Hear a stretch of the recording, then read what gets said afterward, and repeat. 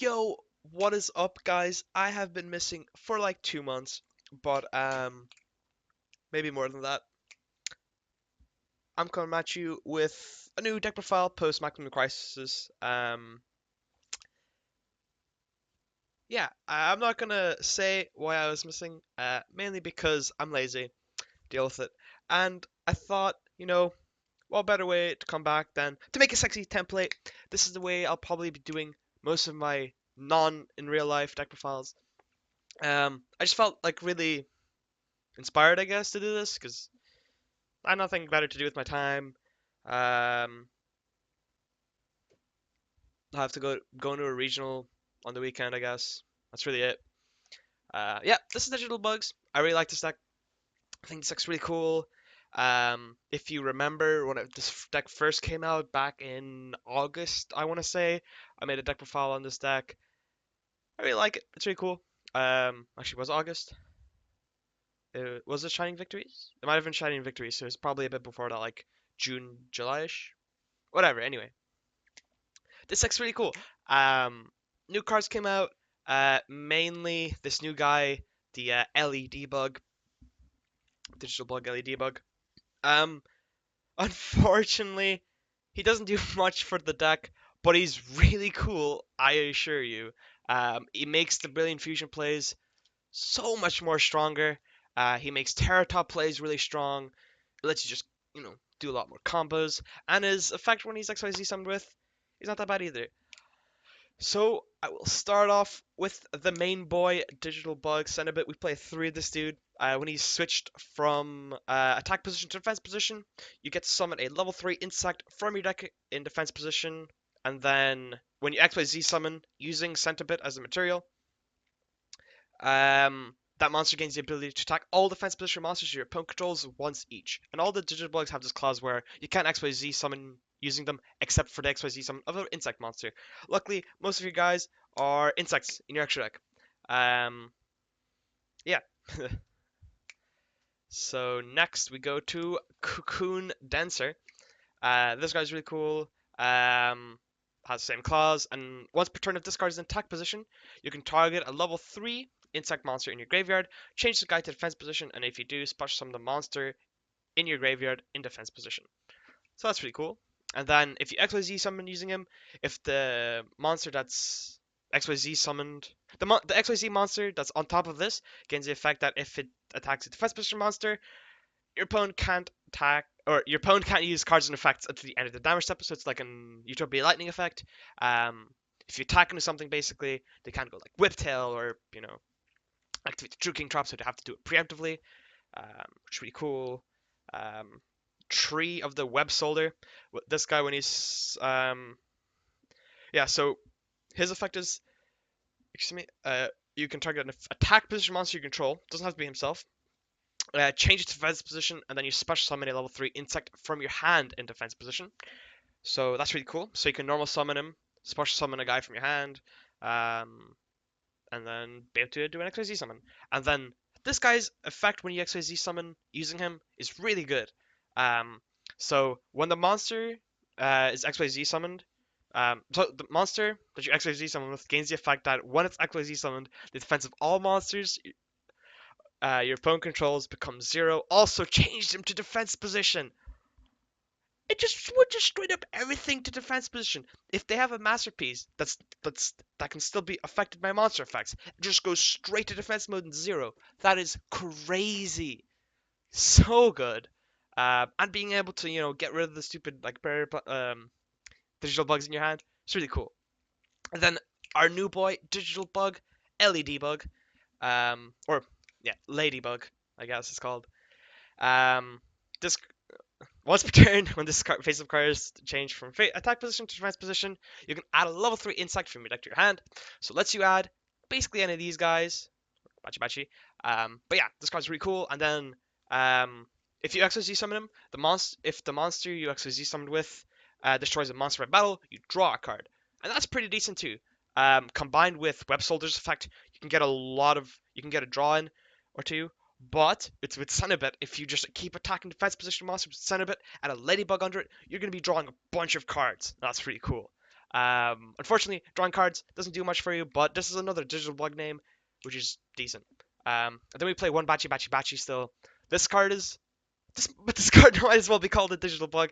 It has everything what the digital bugs do, except it doesn't have the part. Well, it doesn't have an on-field effect, but you can XYZ summon anything using it. So that's kind of cool. And then basically the monster you XYZ summon with gains piercing. That's a fairly decent effect. Um, there's without this card, there's not many ways to do damage, so you kind of have to play this card. Then we're playing the Terratop package with a try dice because if you get debarriered calling XYZ, that sucks. So we need some way to kind of play the game still. So we have to put some singers in here. Yeah, debarrier is kind of a big problem. But if you're more of the casual locals, and also this it's kind of a cool spot for digital bugs to be in now because debarrier is kind of not seeing play as much because the true Draco deck that deck doesn't play debarrier. And that deck's really strong. And then we're playing the one obsidian because it's a brilliant fusion target, the Gemini target, and he's a level 3, so there's some kind of synergy in case you draw him. Drawing him still sucks though. Then we play the one Maxi, the three Ghost Ogres. Ghost Ogre is really important. You really need to see this card. I'd argue it's almost better than Ash, just because it actually stops diagram, um, and it's not a dead top deck.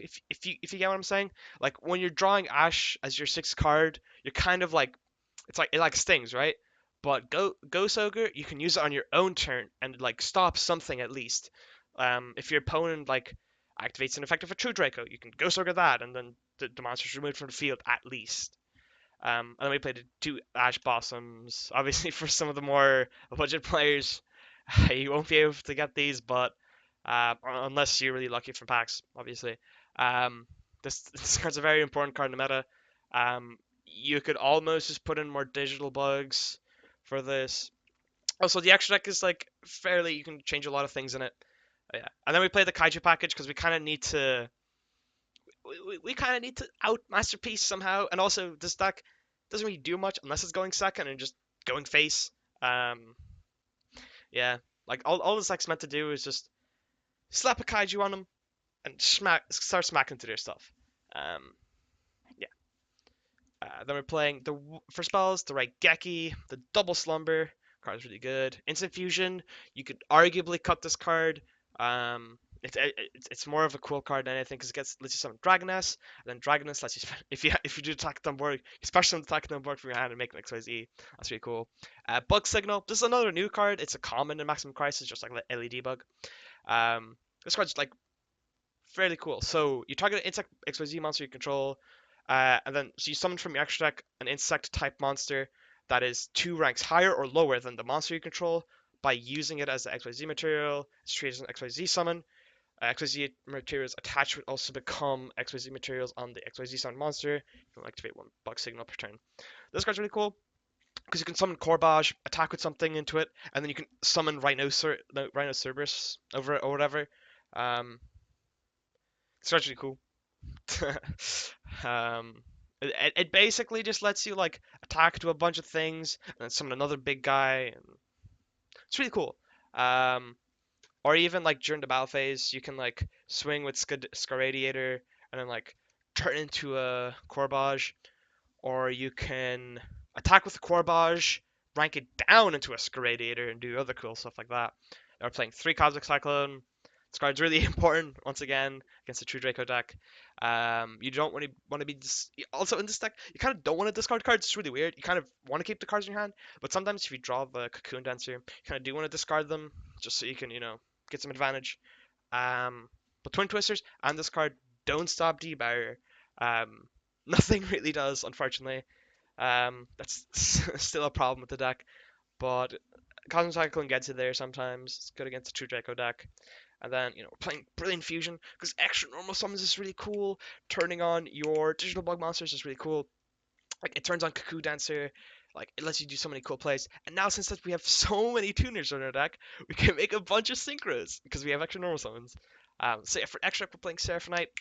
Extra normal summons is always really good in any deck.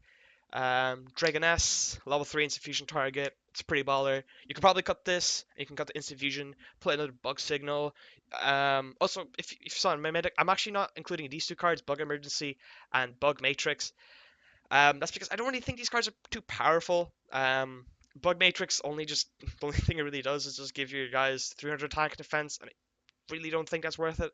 Um, and also being able to attach an XYZ material to a guy is not that great because it's not like Zodiacs where they gain the effect straight away if you put them onto it. It's only if you XYZ somebody using that monster, so it's kind of awkward in that regard. And then we have Bug Emergency. This card's a trap card. We ain't ever trying to go first.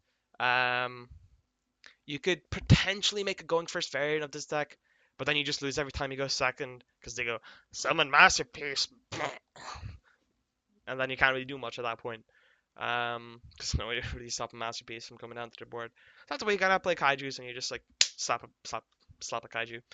Um, but yeah, you could probably side some cards for going first. You could probably side like Solemn Strikes, Dimensional Barriers, um, Torrentials, Warning. Um, Probably more some proactive cards for going first. Could probably sign Twin Twisters, definitely. But yeah, Bug Emergency. This card's I'm not really liking it too much anymore because the format's a bit more fast. Also, a bit slower. It's really weird. Um, this card's definitely cool, but it's doesn't do enough. You don't know what this card does. You target two level 3 insects in your graveyard. Some of them, their effects are negated. You can bash this card from your graveyard and XYZ monster from your graveyard. The levels of all level 3 insects you control become equal to the banished monster's rank until the end of this turn, and you can't special summon monsters for the rest of the turn, except insect monsters you can only activate one Bug Emergency per turn. Yeah, this card's not that great. All it is a double monster reborn. But you're basically like most of the time you're just gonna be using it during your opponent's turn as like a last line of defense, or in their end phase you just flip it, summon your guys back. Then for your turn you get to make a free XYZ. That's cool, but it doesn't do enough. It's too slow. We we need to go fast, basically. But yeah. So then for synchros, we're playing Omega and Coral Dragon. Both of these are easily made. Coral Dragon just made with like a Triad dice, any level 3 monster, um, or like a Ghost Ash or Ghost Ogre, and any of your level 3 guys. Um, yeah, and then Omega you make it only with Seraphonite and any of your level 3 tuners once again. There might be another way to make Seraphonite or rather Omega. You can probably make it with Maxi, a tuner, and any of your level 3 guys. Um, Whatever. Nah, might come up. Coral Dragon's really cool. It's probably the best level 6 synchro. I don't think anything else is better than it. Brian Axe not even that good. Coral Dragon at least floats to draw a card. Um, yeah. Then we're playing. I guess let's order it this way. We could play Gary Dragon, or let's start from the other rank threes, the best ones anyway. So I'll start off with Giga Brilliant. This is the generic, quote unquote, digital bug monster. This card's really good. Scaradiator, the best digital bug guy. Or it needs two or more level 3 light insects. Once per turn during our player's turn, target monster opponent controls, change battle position, has effects negated. Once per turn, if this guy destroys a monster per battle, since it's graveyard, you attach that destroyed monster to this card as an XYZ material. That's really cool because um, if you can like attach your opponents like rats and stuff, um, like if you run over them, which is really cool. Break Sword, a good generic rank 3. You can only make them with your Terratops and Bachi Bachi and whatever, but it does come up to make this. You can play more Brilliance if you want to. Grand Pulse, Engineer. Engineer's here for a combo, so you go Terratops for some Takatomborg, and if you only if you drew Cenobit or if you drew Ladybug, you make this guy, you normal summon your Cenobit or whatever, you activate Grand Pulse's effect, switching to Cenobit to defense mode, and then he summons a guy from your deck, which is like a really strong turn 1 play. Um, yeah. Um, then we play Corbage, the boy. He is the boy. He is so good. Unfortunately, not the best card at the moment, but when the new True Draco Trap or True King Trap or whatever, it summons a True King or True King monster from your graveyard in defense position. Defense position monsters are what digital bugs like to see, and this card is a really good card. if you didn't know. Yeah, Corbage really strong. If you don't know what this card does, you're either pretty new or you haven't ever played against Bring Abyss or Bring Abyss players that have played this card. So you can XYZ summon this card by detaching two XYZ materials from a level or rank 3 light insect or like rank 3 or 4 insect monster you control. Then using that monster as an XYZ material, the XYZ material under it also become XYZ materials under Corbage. Um, and then on-field effect is once per turn, you can detach an XYZ material, target any defense position monster on the field, or just your opponent controls, sorry, and then you shuffle it into the deck. That's really good.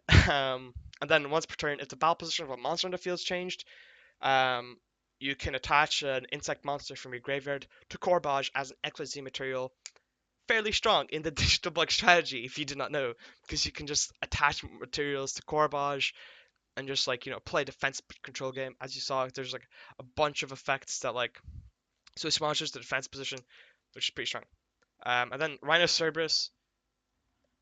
This card is ass. It is so bad, but we play it just for the whatever this is called, bug signal. This guy just is just a piercer.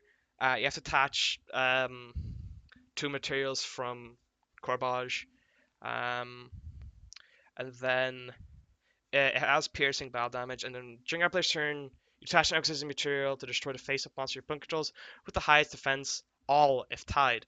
Um, so if your opponent has all defense position monsters and they're all on 0, you attach an exorcism material from this guy, bang, all gone, board wipe. And then Guy Dragon because we can put it over the Corbage. So as long as the deck profile as this was, hope you guys really enjoyed my list. There's so many cards and variations you can make to this deck list. You can play like more bug signals. You can play less instant fusions. You can play more batchy batchy. You could play a few more tuners. You could not play Ghost Ash if you really wanted to. Um, it's it's all preference. And how how deep your wallet can go. I guess I don't have mine. I'd make this joke, but whatever. Yeah, I really like this deck. This deck has a little close place in my heart because I love Digimon, and this deck is basically Digimon. Yeah, this video is going way too long. This is way too long of deck profile, but I hope you guys enjoyed this video. Make sure to like, comment, and subscribe if you haven't already, etc. Kill me now. See you in the next video.